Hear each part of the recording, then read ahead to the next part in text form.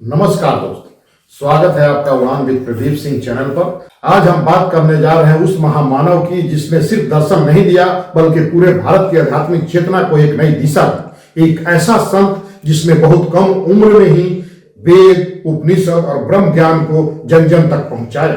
बिना तलवार उठाए, बिना सत्ता की लालसा के, केवल ज्ञान और तर्क के बल पर पूरे देश को जोड़ दिया। जी हाँ दोस्तों, आज हम बात करेंगे जगत गुरु आदि शंकराचार्य की।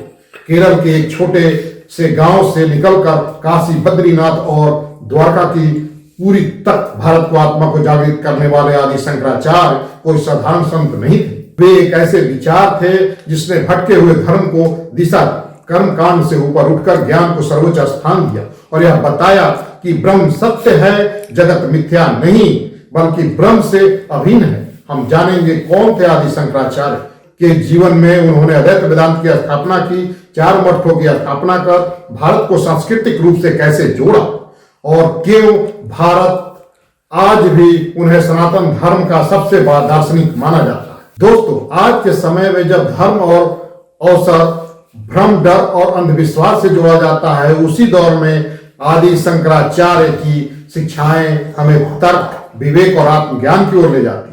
वे सिर्फ एक संत नहीं थे, वे एक क्रांति थे, ज्ञान की क्रांति। तो चलिए दोस्तों, शुरू करते हैं एक अल्पायु में जन्मे उस महान चेतना की कहानी आदि शंकराचार्य। एक व्यक्ति नहीं, एक युग। आप कौन हैं? क्या आप बस यह शरीर हैं, यह नाम है, या यह पहचान है जो समाज ने आपको दी है, या फिर आप इससे कहीं ज्यादा, कहीं गहरे और विशाल?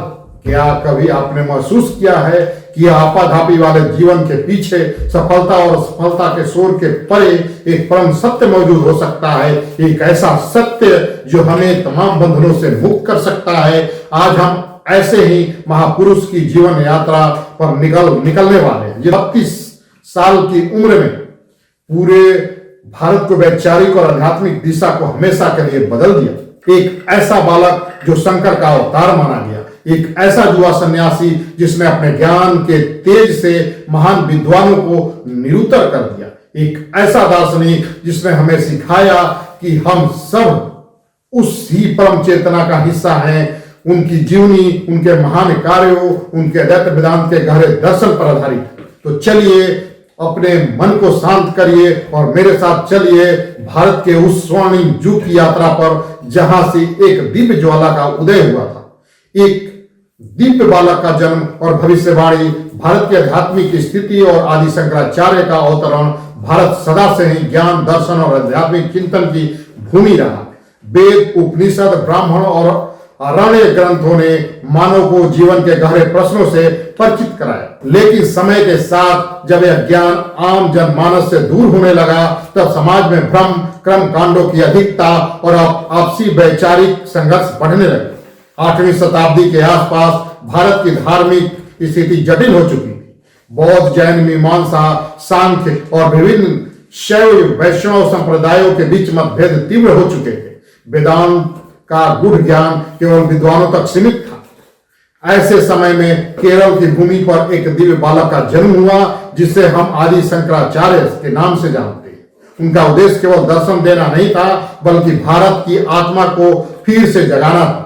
आइए जानते हैं उनका बाल्यकाल और अद्भुत प्रतिभा। आदि शंकराचार्य का जन्म केरल के कालंडी ग्राम में हुआ। उनके पिता शिव गुरु और माता अरम्बा अत्यंत धार्मिक और संस्कारी थे।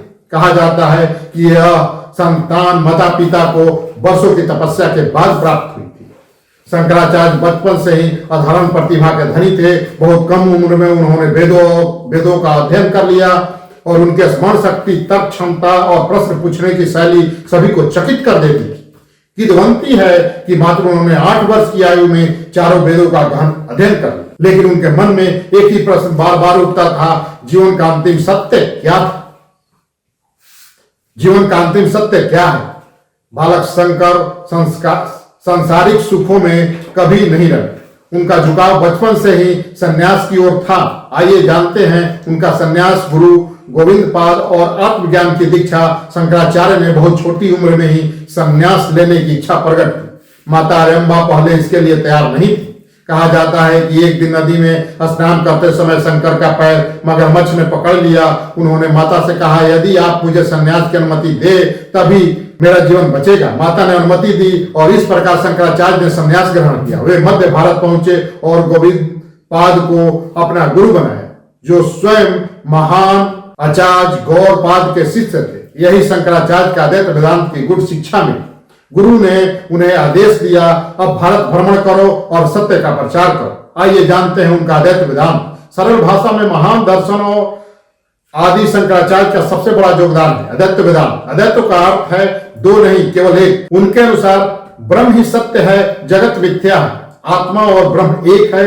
उन्होंने समझाया कि जो भेद हम देखते हैं वह अविद्या अज्ञान के कारण है। जैसे अंधेरे में रस्सी को सांप समझ लेना, जब ज्ञान होता है तो भ्रम समाप्त हो जाता है। यह दर्शन केवल दार्शनिक नहीं बल्कि जीवन को सरल और भयमुक्त बनाने वाला है। आइए जानते हैं उनका शस्त्रार्थ और वैचारिक क्रांति। शंकराचार्य ने पूरे भारत में भ्रमण किया।